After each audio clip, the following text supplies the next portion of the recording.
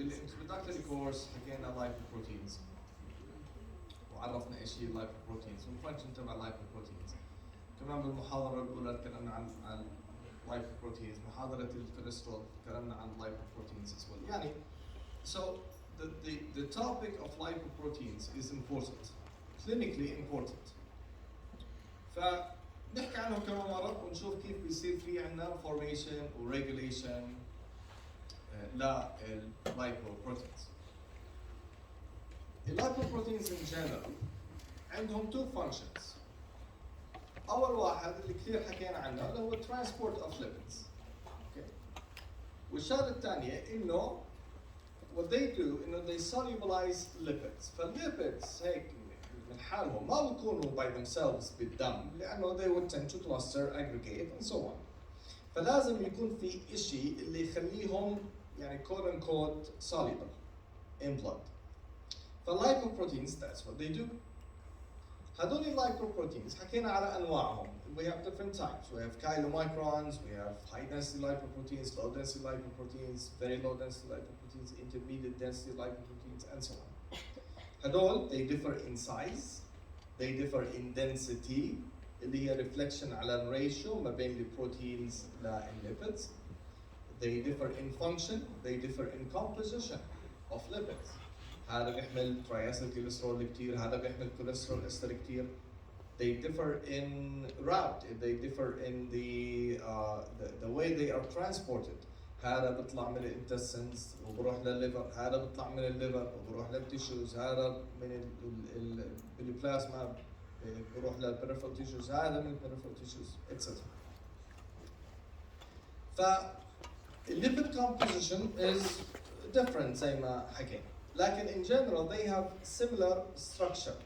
They look like micelles بحيث انه the hydrophobic molecules are embedded inside والhydrophilic والcharged groups زي الphosphate groups موجودة on the outside. Scientists حكوا كمان انه there are two routes، في طريقين بيمشوا فيهم هدول اللايبوبروتينز، في الاكزوجينس راوت وفي الاندوجينس راوت. والاكزوجينس راوت هو basically transporting dietary lipids، الليبيدز اللي بناكلها من الانتستينز للليفر. والاكزوجينس والاندوجينس هو lipids that are synthesized internally specifically in the liver and how they are transported from the liver للperipheral tissues. وبعدين من peripheral tissues back to the liver.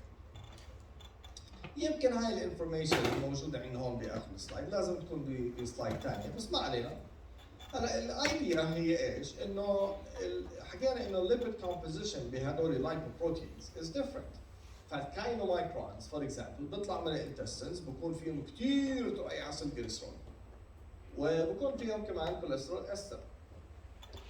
الفي ال دي ال بيطلع من الليفر بكون فيه كثير ترياسل جليسرول بس بيكون عنده كميه محترمه من الكوليسترول استر. ال LDL لو density lipoprotein فيها كثير كوليسترول استر. وال HDL high density lipoprotein فيه كثير كوليسترول استر. صح انه السورس is different، هذا من الليفر وهذا من البريفرال tissues لكن they contain a lot of cholesterol ester.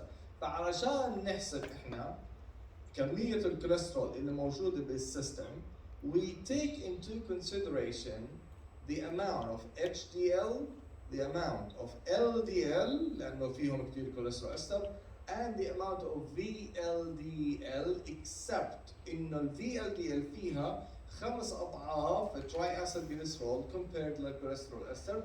فالamount of VLDL بنقسمه على 5 بيطلع لنا ال level of cholesterol in a person's system. ماشي؟ فبناخذ هدول الثلاثة.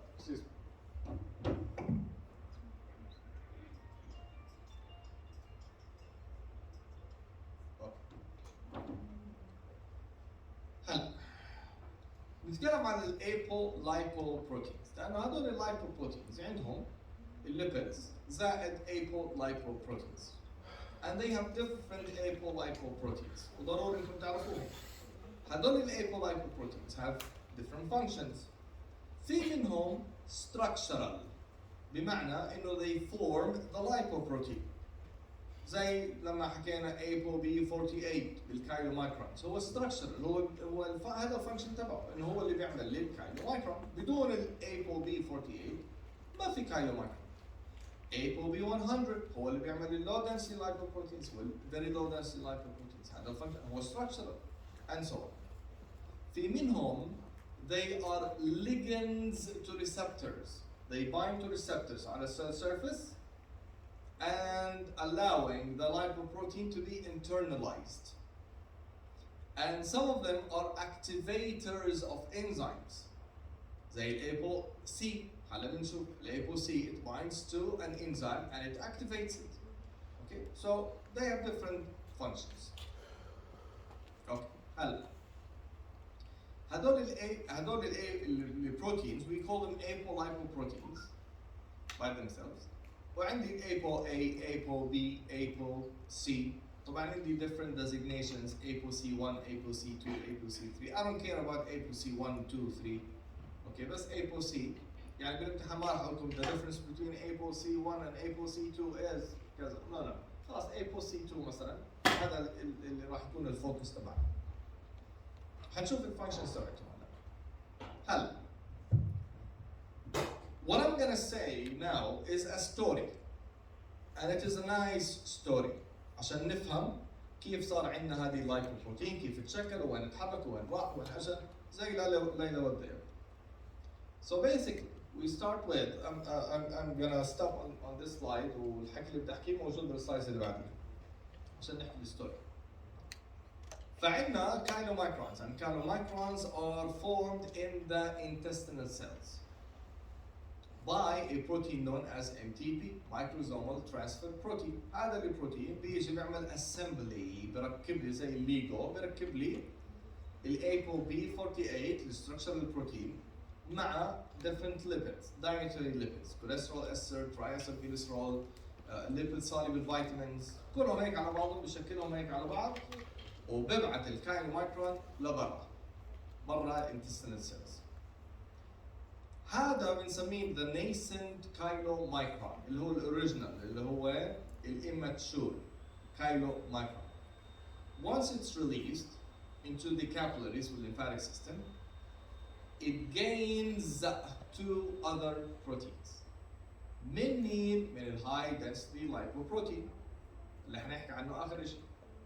فهذا الهاي density lipoprotein بيكون عنده هدول التو بروتينز اللي هم ApoC2 and ApoE, and they are transferred للكايلومايكرونز. انا هلا عندي the mature chylomicron اللي معاها 3 apolipoproteins اللي هم ال ApoB48 وال ApoC وال ApoE. And chylomicrons are released into the capillaries. As it's traveling, it's playing sports. بتصير thinner، رشيقة. مين اللي بيخليها thinner؟ The lipoprotein lipase. هذا موجود على surface of endothelial cells. بيصير في interaction بين ال ApoC مع ال lipoprotein lipase. اوكي؟ فال ApoC بيعمل activation lipoprotein lipase. بيجي lipoprotein lipase بيعمل release للfatty acids that are attached to the triacylglycerol, and these fatty acids are moved into the tissues. ماشي؟ طول ما الكايلومايكرون ماشي كل ما اللايبوبروتين لايبيز بيمسك بالApoC2 بيصير له activation وبيبدا يشيل الفاتي acids. fatty acids بتدخل على التيشوز. Muscle tissues use them as a source of energy, beta oxidation. Adipocytes بيستخدموه عشان يعملوا storage للfatty acids in the form of triacylglycerol. So chylomicrons become thinner and thinner and thinner as they are traveling in the capillaries. بتحولوا بعدين the ApoC is released and it goes back to the high density lipoprotein. ماشي؟ بضل على هلا الكايلومايكرون صارت بهاي الحالة كايلومايكرون remnants، بقايا الكايلومايكرون. بكون معهم two proteins ApoB48 and ApoE. هلا لما توصل الكاينومايكرون ريمننتس على الليفر ApoE اللي موجود على الكاينومايكرون ريمننتس interacts مع ApoE receptor اللي موجود على السيرفيس اوف هيباتوسايتس وبصير في ريسبتور mediated endocytosis. endocytosis يعني ايش؟ formation of vesicle بصير لها pinching. كيف عندنا العجين وبناخذ احنا هيك لما نعمل خويس او وات ايفر يعني بناخذ هيك شقفه اوكي هيك يعني بصير عندنا formation of a vesicle. هاي الفيسيكل فيها الايبو-اي receptor that is interacting مع الايبو-اي اللي هو جزء من الكاينومايكرون remnants and goes in. الفيسيكل بتتحول الى اندوزوم and it fuses with lysosomes. هلا البي اتش بالاندوزومز واللايسوزومز is low. It's about باللايسوزومز 5.5 بالاندوزومز تقريبا 6 ونص. فبيصير في release of the chylomicron remnant or specifically the ApoE receptor and it goes back to the cell surface so that it can interact مع كمان chylomicron remnant وتدخل الرجوع. When you have chylomicron remnants now in lysosomes ايش فيها؟ hydrolytic enzymes. فيها البروتيازز وفيها اللايبازز وفيها الساكرايدازز وفيها الاسترازز and so on. هدول راح يعملوا degradation للكاينومايكرون remnants وبصير في release للكوليسترول والفاتي acids and so on and they are transported out للسيتوسول. السيلز بتاخذ الفاتي acids وبتاخذ الكوليسترول وبتعمل منهم اللي بدها اياه. storage, oxidation, hormones اللي بدكم اياه. ماشي؟ فهلا احنا ايش عرفنا؟ عرفنا formation of chylomicron وكيف تحول الكاينومايكرون لكاينومايكرون remnant. عرفنا ايش بيحمل، عرفنا ايش الكومبوزيشن، البروتين كومبوزيشن، الفانكشن تبع الايبو سي، الفانكشن تبع الايبو اي، شو صار بالايبو سي ريليز برجع للاتش دي ال اند سو. دكتور نعم ممكن اسال سؤال؟ هسه الكاينومايكرون لما يتسوى بالانتيريوسايت لما نروح على الليفر الفيسل اللي هو بيوزع فيه كل الفاتي اسيدز هي بين الانتستين والليفر صح؟ هسا هدول الفاتي اسيدز اللي طلعوا هل هي فقط تستخدم في هاي المنطقة ولا كمان تتوزع لمناطق ثانية؟ لا بهي المنطقة التيشو اللي بياخذ الفاتي اسيد هو اللي بيستغلها او بيستفيد. يعني هاي المنطقة ما بين الانتستين والليفر هي اللي تستفيد بالفاتي اسيدز. اكزاكتلي صحيح 100%. هاي الصورة بس انا عجبتني الالوان بس ما لها اي دخل بالمحاضرة بس. اوكي فهي هلا الناس اللي عندهم defective lipoprotein lipase او عندهم defective ApoC اللايبوبروتين لايبيز ما راح يشتغل وبالتالي release of fatty acids من الترياسيلجليسرول من اللي موجود بالكاينومايكرونز is not gonna happen. فالكاينومايكرونز are gonna stay as is. Okay? So هدول الناس راح يكون عندهم what is known as type 1 hyperlipidemia, lipoproteinemia sorry, أو familial chylomicronemia. Okay? عندهم high level of chylomicrons و high level of VLDL لأنه حنحكي على VLDL بعدين. فطبعا هم راح يكونوا susceptible إنه يصير عندهم myocardial infarction as a result of that. هلا في كمان عندنا هذا الفانكشن تبع الايبو اي باينز مع الريسبتور ايبو اي ريسبتور بالهيباتوسايتس. برضه في عندنا what is known as type 3 hyperlipoproteinemia انه هون عندي انا defective ايبو اي او defective ايبو اي ريسبتور. فالكليرنس اوف chylomicron remnants is not gonna happen. راح يروح هدول الناس عندهم high level of chylomicron remnants as a result of that. اي section انت؟ 5 ورا موبايلاتكم.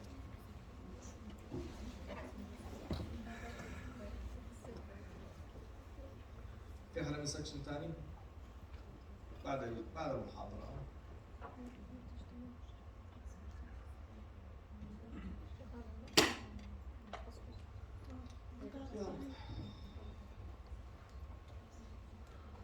هلا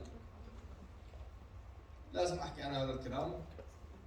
كثير احنا عمالنا بنسمع شباب مثلا خصوصا الشباب مش عارف ليش ناموا ما صحيوا. بيطلع انه عندهم يعني لما يكشفوا عليهم بيطلع انه عندهم صار هارت اتاك. The reason is انه عندهم high lipid profile, high amount of triglycerides in their system او LDL وهم مش عارفين. So they die in their 20s, teens و 20s. فأنا I encourage you ادفعوا لكم هال 10 ليرات اعملوا فحص lipid profile وانتم هلا بهالعمر هذا check on your lipids وتأكدوا انه الامور تمام. ولما يصير عمركم 40 و50 you can do that again later on. بس هلا شيكوا على حالكم احسن. اوكي. كثير كويس. هلا وصلنا الى للليفر. الليفر حياخذ الكوليسترول، حياخذ الفاتي اسيدز، هو الليفر حيعمل سينثيسيس للكوليسترول، حيعمل سينثيسيس للترايسلجليسرولز and fatty acids and so on. لما تيجي سيجنال من التيشوز انه التيشو بحاجه الى energy فراح يبعث the triacylglycerol and cholesterol ester as well in very low density lipoproteins.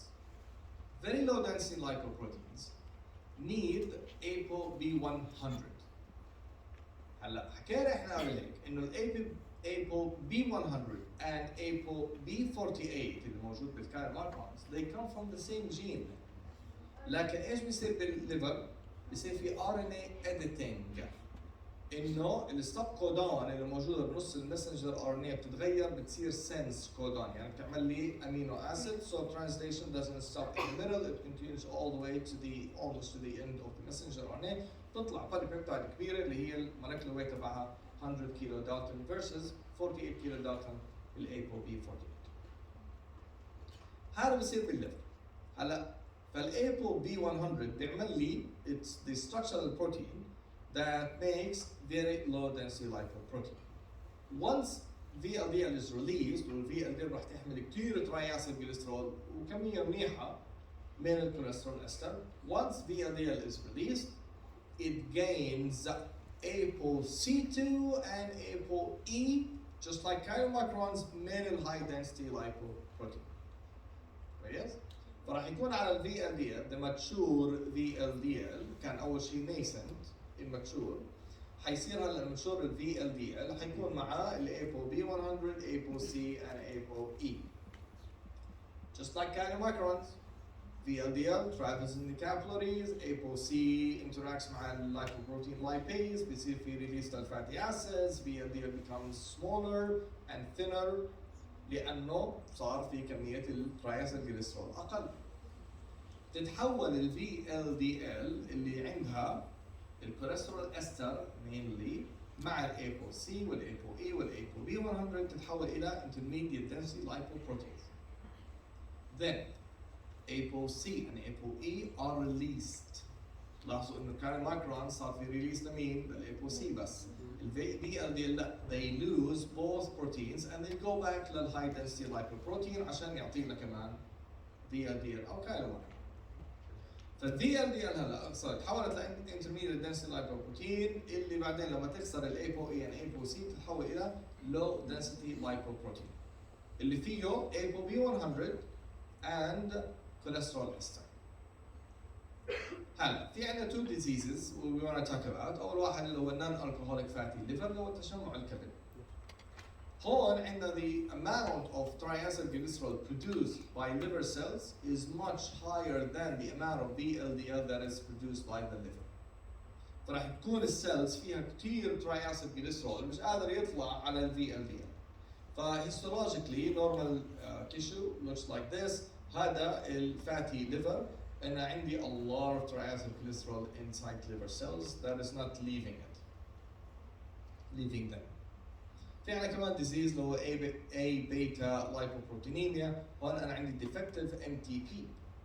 هذا ال MTP هو إيش؟ هذا اللي بيعمل لي الكايلومايكرونز بالintestines وبيعمل لي كمان ال very low density lipoprotein بالliver. وقتها هذول الناس ما راح يكون عندهم يعني ما راح يكون عندهم normal levels of chylomicron and normal levels of VLDL وبالتالي يعني راح يكونوا they have certain symptoms حيصير في deficiency of lipid soluble vitamins and so on. طيب Yes. ليش هاي الكورتيزول بيعمل فاتي ليفر؟ ليش الكورتيزول بيعمل فاتي؟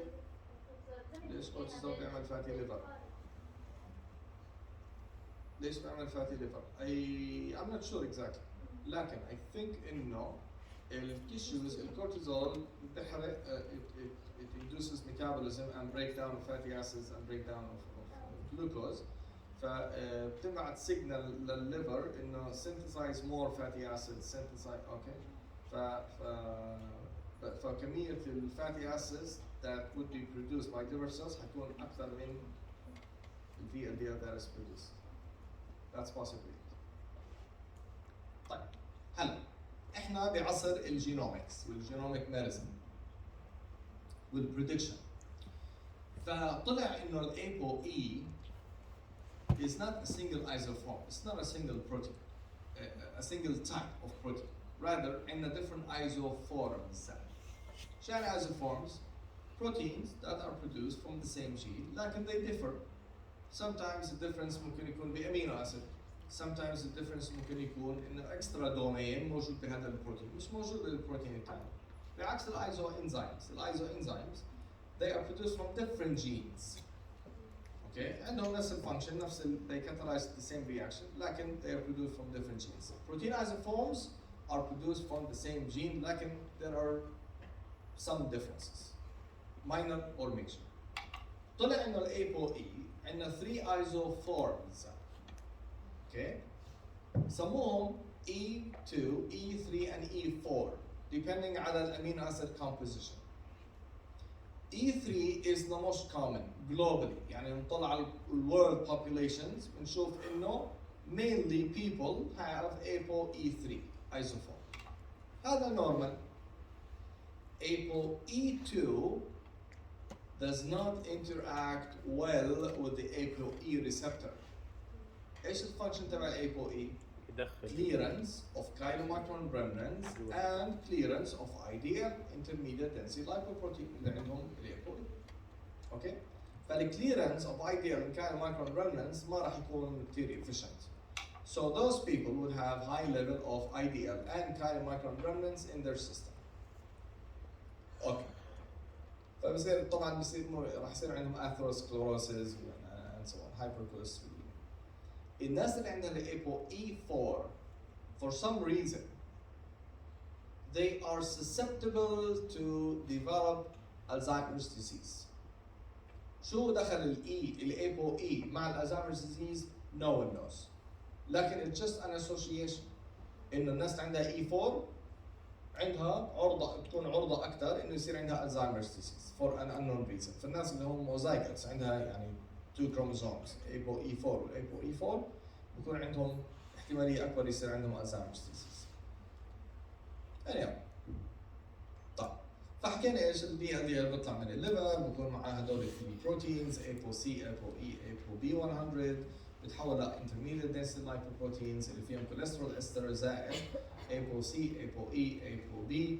They lose ApoC and ApoE and they lose ApoC and ApoE.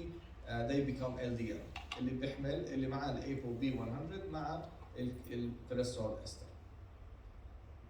alright وحكينا انه ال HDL هو دونر للأيبو E والأيبو C لل VLDL ولا الكايلو مايكرونز.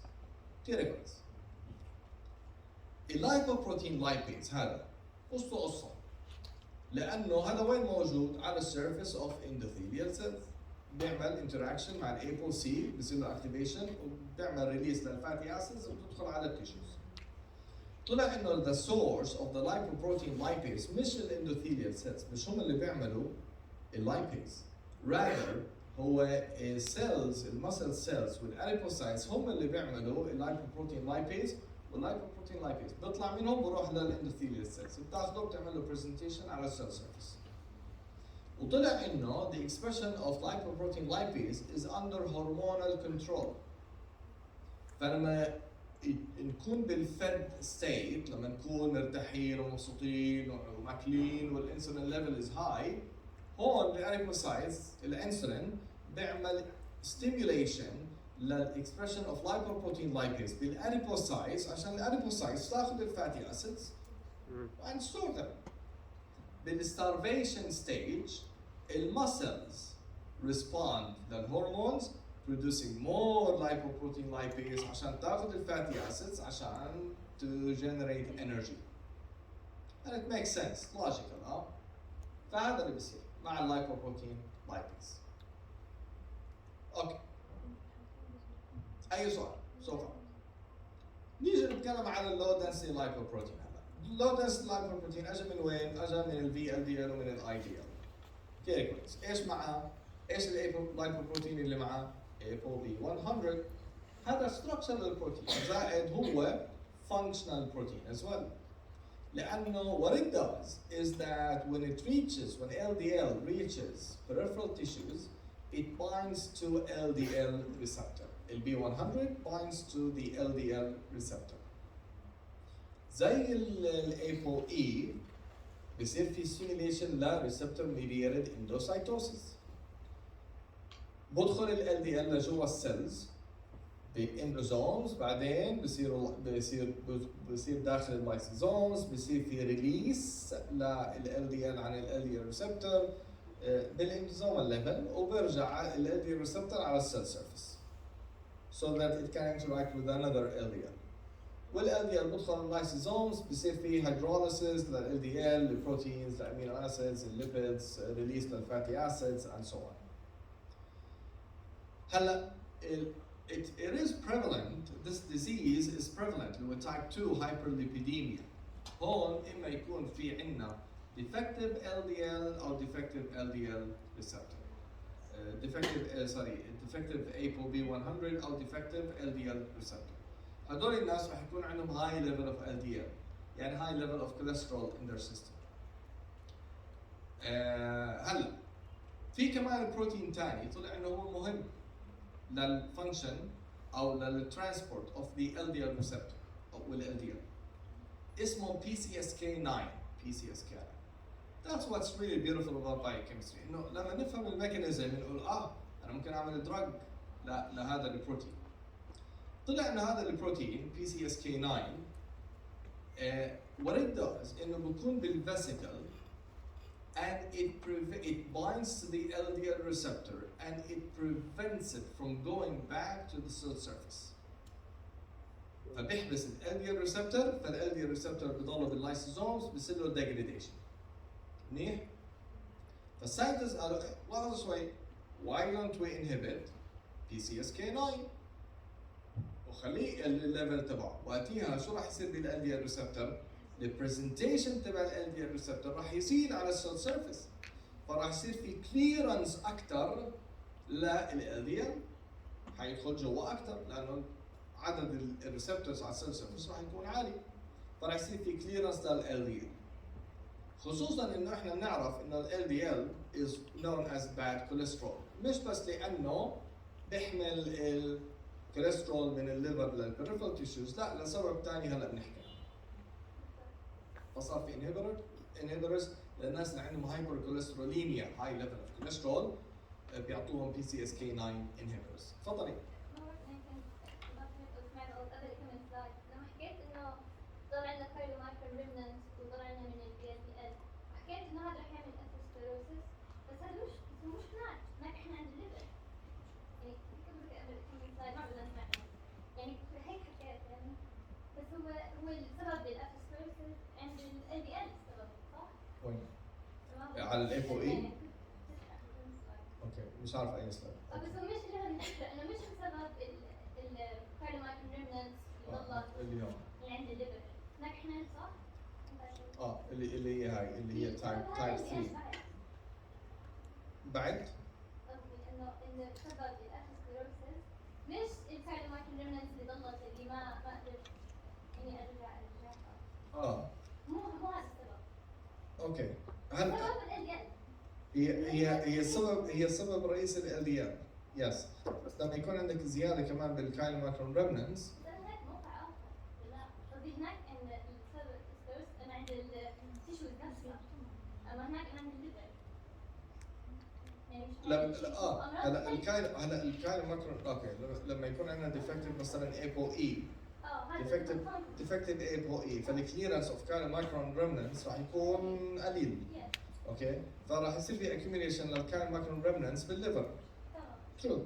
اوكي لكن برضه بالسيستم نفسه بالبلاد حيكون في عندنا هاي ليفل اوف كاين ماكرون ريمننس. دكتور يعني كله بصير عالي بالضبط. كله بصير عالي بالبلاد يعني مش كله حيتجمع بالليفر وبعدين الليفر حيسكر لا يس. هسه اللي فهمته انه البي سي اس كي 9 انهبيتورز هي بتزيد الكليرنس لل دي ال من السل للفيسلز.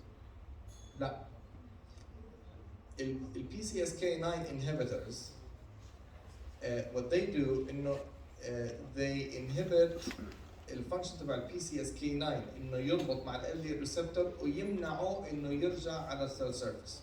يعني البي سي اس كي 9 اللي بيعمله انه بيحجز ال دي ريسبتور جوا السيلز جوا اللايسوزومز فبصير في degradation لل دي ريسبتور ما برجع. so when you inhibit PCSK9 انت عمالك بتسمح لل دي ريسبتور انه يرجع على السيل سيرفيس. كيف شو معناتها يرجع؟ يعني اي سيل احنا قاعدين عم نحكي؟ احنا عمالنا بنحكي على السيلز اللي هي عم تستفيد. بنحكي على السيلز ان peripheral tissues. اوكي هسه لما يرجع ال دي ال للسيل سيرفيس ايش يصير؟ ريسبتور.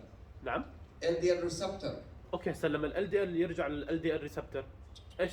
لما ال دي ريسبتور يرجع على السيل سيرفيس هلا صار في ريسبتور ميدييتد اندوسايتوسيس. تمام. ال دي ال ارتبط مع ال دي ريسبتور والاثنين دخلوا. ممتاز. اوكي هلا what happens لما يصير maturation للفيسيكل ال LDL ريسبتور بيرجع على السيل سيرفيس. حلو. وال LDL بروح لللايسوزومز.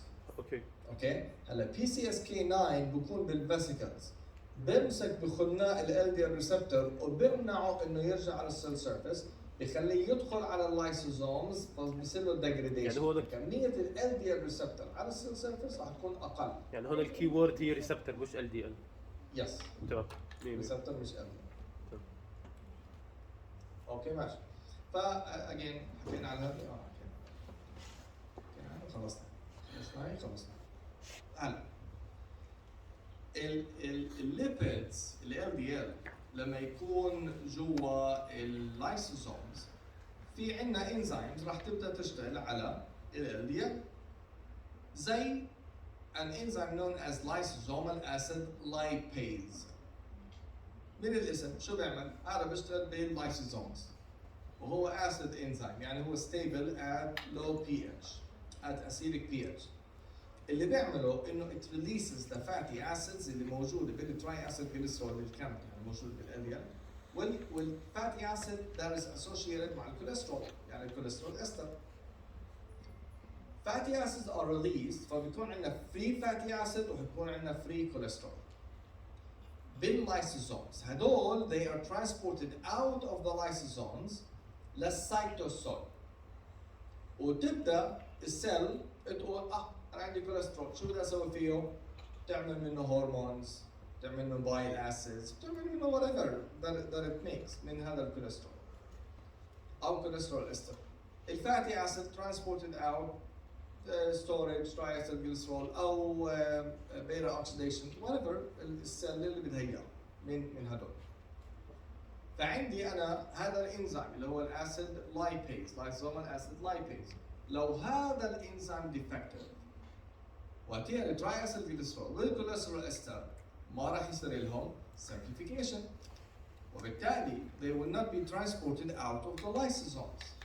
فاللايسوسومز راح تكون enlarged وفيها كثير كوليسترول استر وتراياسيلجليسرول. And I'm gonna load something like this. Okay, اللايسوسومز فيها كثير lipids. هذا لما يكون عندنا defective lipase acid lipase لازم acid lipase يصير عندنا condition اسمها Wolman disease. هلا الطريقه اللي الكوليسترول بيطلع فيها من اللايسوزوم هو عن طريق ترانسبورتر او كارير بروتين. حكينا على واحد من الكارير بروتينز بالمحاضره الاولى اللي هو النيمان بيك 1 لايك 1 بروتين. هذا من intestinal cells، هذا بياخذ الدايتري كوليسترول لجوا الانتستينال سيلز، وهذا هو تارجت للدراج اللي اسمه الازيتامايد. طلع انه في كمان ايزوفورم، في كمان زيه نيمان بيك بروتين، هذا ترانسبورتر عن باللايسوزومز، وهذا اللي بيطلع الكوليسترول الفري كوليسترول برا اللايسوزومز لما الفاتي اسيد ينفصل عن الكوليسترول. لو عندي انا ديفكتيف نيمان بيك بروتين، هذا الترانسبورت هذا الكارير، وقتها راح يصير في عندنا ديزيز اسمه نيمان بيك ديزيز تايب سي. اوكي، برضه نفس الشيء، اللايسوزومز راح يكون فيها كوليسترول بس مش قادر يطلع برا اللايسوزومز. منيح؟ يلا لما يزيد كمية الكوليسترول بالسيستم بالسيل، هذا الكوليسترول it's gonna be it's a regulator. راح إذا بتتذكروا لما حكينا على بمحاضرة الكوليسترول قلنا إنه في عندنا regulation at different levels. فالريدكتيز انزيم الهيدروكسي ميثيل بالفارل ريدكتيز انزيم اللي بيعمل لي الكوميتد ستيب اللي بتعمل لي eventually الكوليسترول، هذا موجود بالاي ار وبكون شابك مع الانسك بروتين، بيكون ترابت. فلما الكوليسترول ليفل يعلى الريدكتيز ما راح يطلع برا الاي ار، والريدكتيز انزيم راح يصير له ديجريديشن عشان يقل. فلما الكوليسترول ليفل يكون عالي السيل بتقول ما بدي اعمل كمان كوليسترول، فبتعمل ديجريديشن للريدكتيز انزيم. حكينا برضه هذا الانسج اللي بيحبس الريدكتيز داخل الاي ار عشان يصير له ديجريديشن، برضه بشبط مع مين؟ مع الترانسكريبشن فاكتورز زي الستريب والشريب، او بالاحرى الستريب، ركزنا على الستريب اكثر. هذا الستريب اللي هو ستيرول ريجولاتوري element او سوري ستيرول ريسبونس element بايندينج بروتين، الستريب بكون داخل الاي ار، وعشان يصير له اكتيفيشن بروح للجولجي، بصير له كليفج وبيطلع من الجولجي بروح على النوكليوس، ات بايندز على الاليمنت وبيعمل ستيميوليشن للجين اكسبرشن، الجينز اللي بتعمل الانزيمز اللي مسؤوله عن الفاتي اسيد سينثيسيس والكوليسترول سينثيسيس. لما الكوليسترول ليفل يكون عالي الستريب هذا راح يضل موجود بالاي ار وما راح يطلع برا، ما راح يروح للنوكليوس.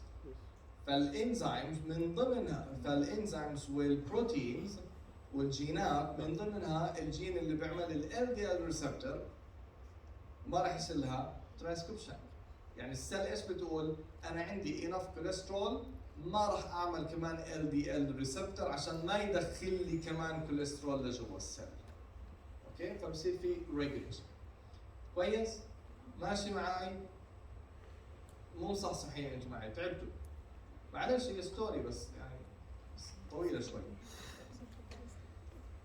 هلا الكوليسترول ليفل لما يعلى وقتها السيل بتقول اها انا عندي كوليسترول، شو بدي اسوي فيه؟ يلا خلينا نخزنه.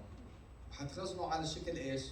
كوليسترول استر، يعني كوليسترول مع الفاتي اسيد. هيك بتخزنه. الانزيم اللي بيعمل الاستريفيكيشن اللي بيشبك الفاتي اسيد مع الكوليسترول اسمه اسيل كو انزيم A كوليسترول اسيل ترانسفيريز، يعني ترانسفيرز اسيل كو انزيم A للكوليسترول. ماشي؟ هذا الانزيم لما الكوليسترول ليفل يعلى هذا الانزيم بيصير مور اكتف عشان نخزن الكوليسترول على شكل كوليسترول استر. نيجي على ال LDL. ال LDL is bad cholesterol. It's known as bad cholesterol. ليش؟ لأنه it carries cholesterol من liver لل peripheral tissues. لكن في سبب ثاني. لما تزيد كمية ال LDL عندنا بالسيستم، تزيد كمية الكوليسترول، تزيد ال LDL عندنا بالبلاد، راح يزيد ال oxidation of LDL. حيصير في عندي شيء اسمه oxidized LDL. oxidized LDL. هذا الاوكسيدايز LDL بيزيد لما تزيد النيتريك اوكسيد ويزيد الراديكال فري راديكالز والرياكتيف اوكسجين سبيسيز بيزيد. الاوكسيدايز LDL is harmful لانه it tends to aggregate هيك مع بعض. And there's another reason that involves macrophages. هلا ال LDL راح يسبب الاوكسيدايز LDL بيسببوا لما يكون في انجري بالبلد فيسل. الانجري احنا ما بنحس فيها، يعني بتصير بالسيستم تبعنا without us feeling انه صار في عندنا شيء، انه صار في دامج للبلد فيسلز. فلما يصير في دامج للبلد فيسلز تتدخل الاميون سيلز specifically macrophages. هاي الماكروفاجز ايش الفانكشن تبعها؟ clearance of the system. لما يكون عندنا dead cells الماكروفاجز هذول راح يلتهموا الديد سيلز والدبري اللي هي البقايا تبعت السيلز. ماشي؟ هذول الماكروفاجز as well release cytokines و inflammatory molecules. منيح. هلا الماكروفاجز هذول راح يبدوا ياكلوا الاشياء اللي موجوده محل ما في انجري، وراح ياكلوا الاوكسيدايز LDL as well. كيف؟ لانه عندهم ريسبتور مهم كثير اسمه سكافنجر ريسبتور كلاس A. سكافنجر يعني سكافنجر بيلتهم، الملتهم. ماشي؟ راح ياكلوا الاوكسيدايز LDL. وهذا الريسبتور is not regulated. يعني كل ما في oxidized LDL كل ما الماكروفاجز راح تبدا تاكل الاوكسيدايز LDL وتدخله لجوا. راح يتحولوا الماكروفاجز هدول لشيء بنسميه فوم سيلز. فوم، فقاعات، صابون. هذا هيستولوجيكال ايمج للفوم سيل. لاحظوا قد ايه هي كبيره، والابيض اللي جواها، الابيض هو الصابون، الفوم، الاوكسيدايز LDL. اوكي؟ راح يضلوا يلتهموا. هدول الفوم سيلز they tend to aggregate برضه. فراح يصير عندي ايش؟ MI clot و myocardial infarction، heart attack، لانه تراكمت ال LDL. والفوم سيلز هذول راح يعملوا لي اثروسكلوروسيس از ويل، تصلب شرايين. ليه؟ كيف صار في تصلب شرايين؟ لانه هذول الماكروفاجز راح يعملوا ريليس لسايتوكاينز. السايتوكاينز هذه راح تزيد من الجروث اند proliferation of smooth muscle cells والاندوثيليال سيلز. فانا بدل ما يكون عندي لاير of smooth muscle cell وبعدين فوقيها endothelial cells، حيكون عندي layers of endothelial cells و smooth muscle cells. فراح يصير في تصلب شرايين، لانه كثير انا عندي thick layer of smooth muscle cells. حيصير عندي اثروسكلوروسيس. مين عمل اثروسكلوروسيس؟ الفوم سيلز والانفلاماتوري سيلز، لانه عملوا ريليز، لانه صار عندي انجري وصار في ريليز للسايتوكاينز. اوكي؟ هذا اللي بيسبب الاثروسكلوروسيس واللي بيسبب الام اي. فعشان هيك ال LDL is known as bad cholesterol لانه it tends to cluster. نعم. بس آخر نقطة لما قلنا إن البروسيس يكون إن الجروث فاكتور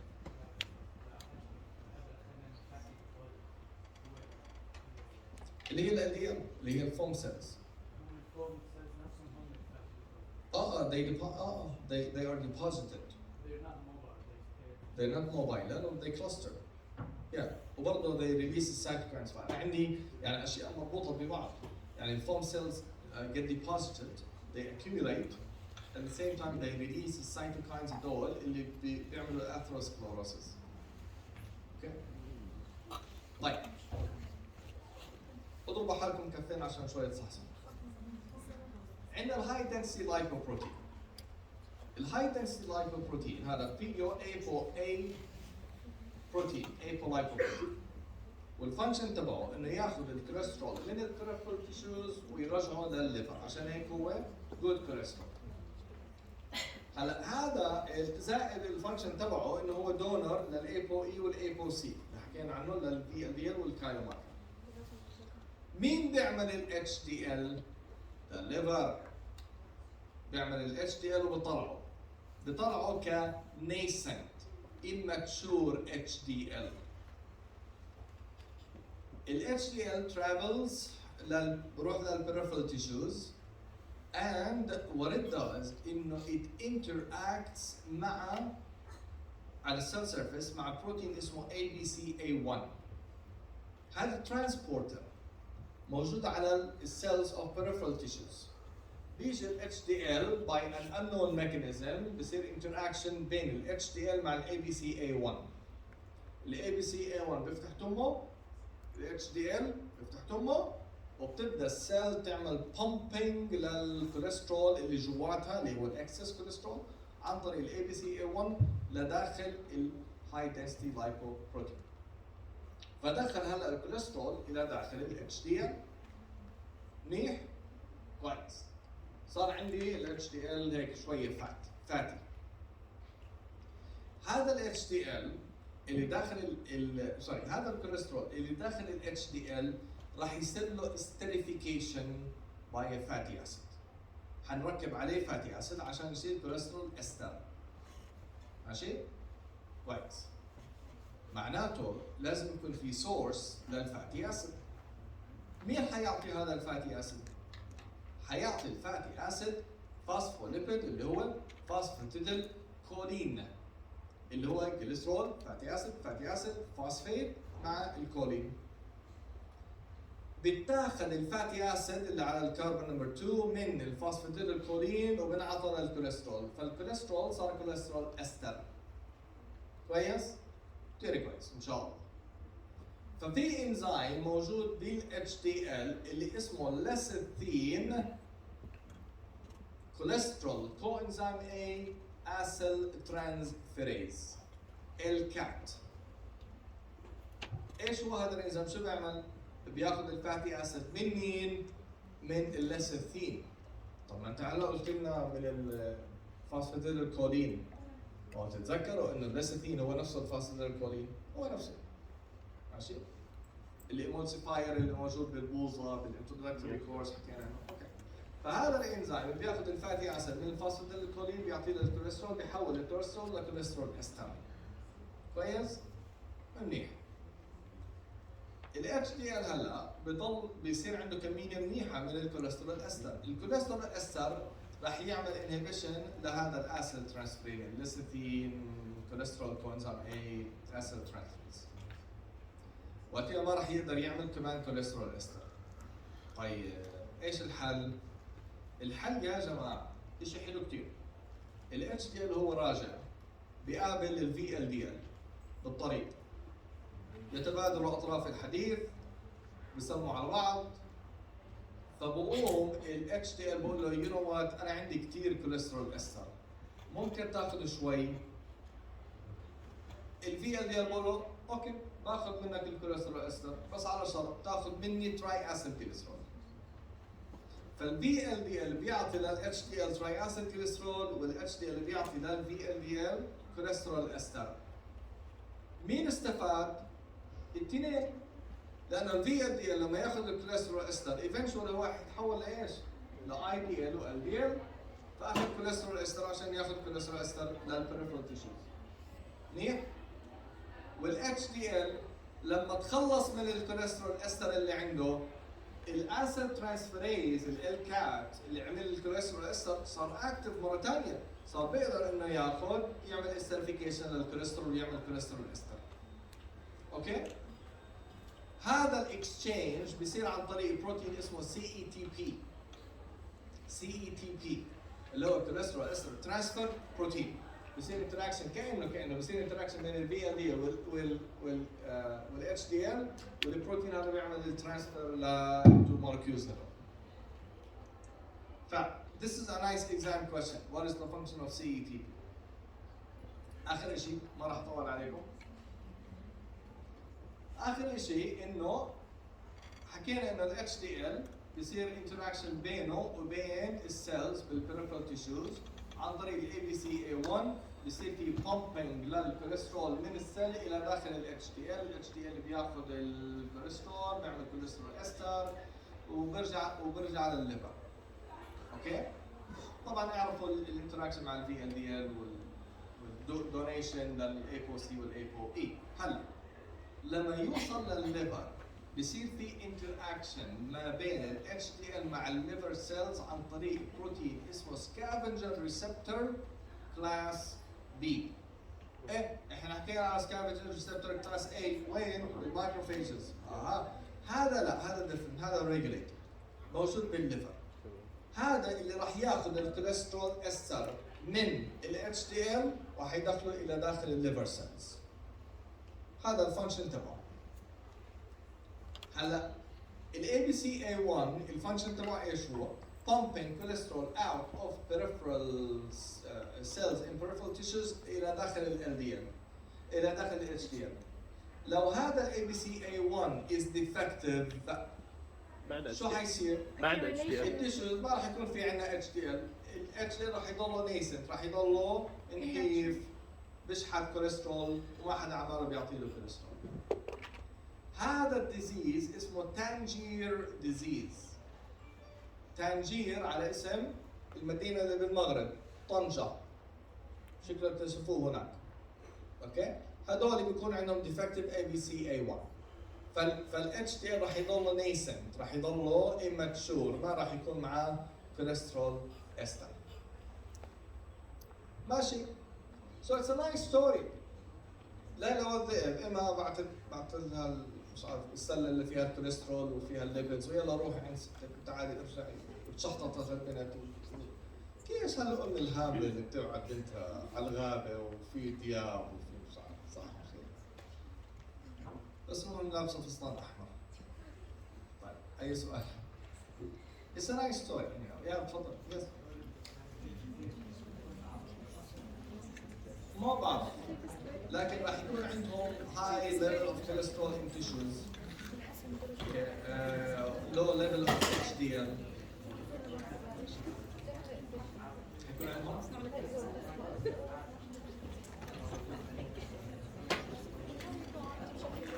I don't know.